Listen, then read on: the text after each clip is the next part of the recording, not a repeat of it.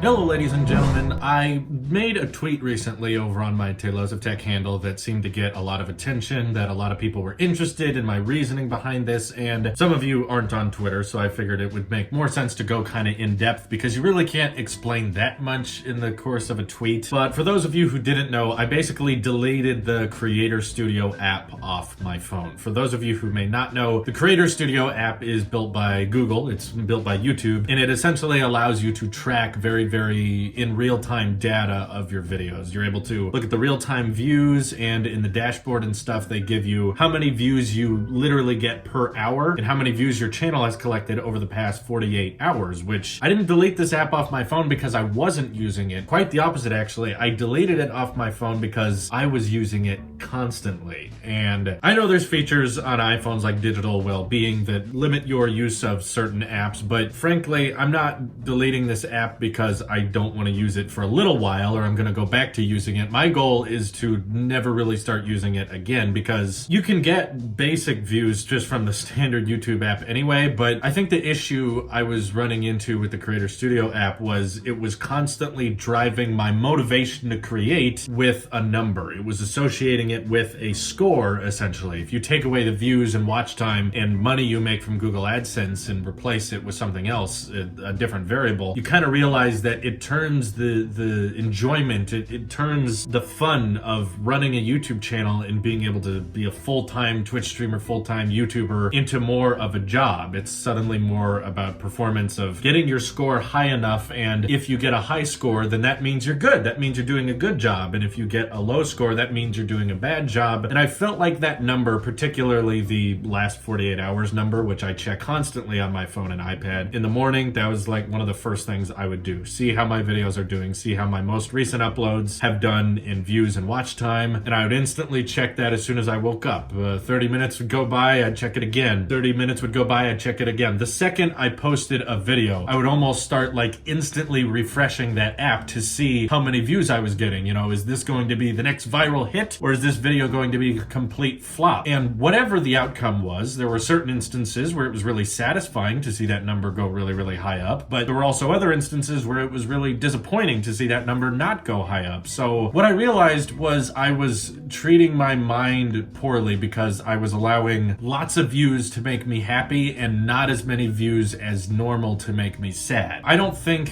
that's a healthy place for me to be in, mostly because I've been thinking a lot about the freedoms that different people have across the world and been talking with different people about what they're doing in life, whether they be in college, whether they be in high school, or they're working right now and they don't really love their job, or they do kind of like their job and it was better than their last one. And I feel like I'm not being grateful enough, or at least being aware enough of the situation I'm in. It's one thing to end my live streams or end my videos with, "Thanks for watching, I really appreciate it," or "Thank you for Twitch priming," or things like that. It's one thing to just say that as kind of a cherry on top at the end of videos, but it's another thing to really change your mindset about how lucky and how grateful you are for the situation you're in. And it's my belief that the true way to get to know someone, the true you that you are, is the person you act like when no one's watching.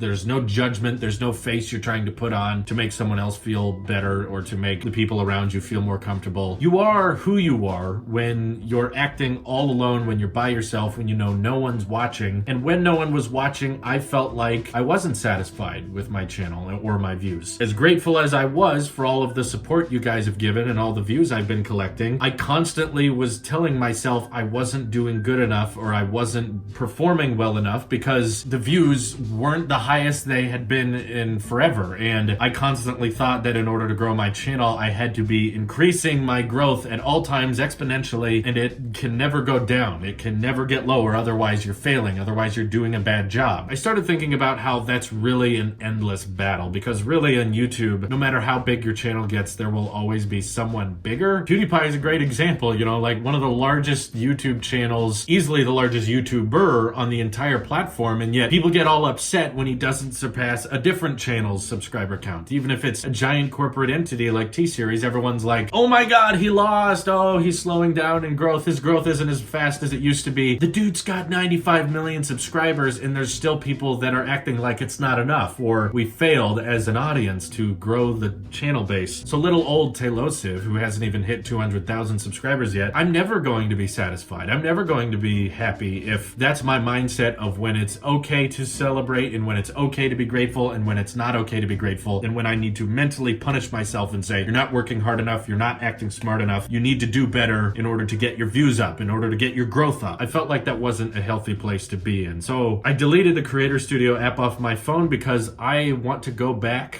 to the days where YouTube felt like a treat. You know, there were large portions of my life. In fact, the majority of my YouTube career has not been full-time. I've been doing full-time now for 2 years. I've been making YouTube videos for way longer than that. And there was a time where I would have to go to school and do homework, and the treat, that little prize, that little dessert at the end of the day was getting to work on videos and getting to create. And I think that's when you make your best stuff, is when it doesn't feel like work, when it doesn't feel like an obligation, and it's more just something you want to do and you're passionate about. Now, obviously, when you do any task, whether it be YouTube or any other number of hobbies, when you do it all day for hours and hours and hours and you have very little vacations or breaks, it's hard for it to feel like something you do in your spare time. It's hard for it to feel like a dessert because that's your income. That's the bulk of what you do with your time. So I understand that, and there's no real changing that. There's no real way to scale back my hours or decide that I want to go back to doing some other full-time job and treat this as more as a hobby. I don't want that to happen. Of course, I want to be a full-time YouTuber and Twitch streamer for as long as I can, hopefully till the day I die. But I think that means having to change my mindset a little bit. And already in the last 3 days, I think it's been since I deleted the Creator Studio app, my mindset towards work has completely and utterly changed. It's fascinating how much of a difference it makes in your day-to-day when I publish a video now and it's just uploaded. It's up on my channel, and I know that I can just sit back and relax now and say, it's uploaded.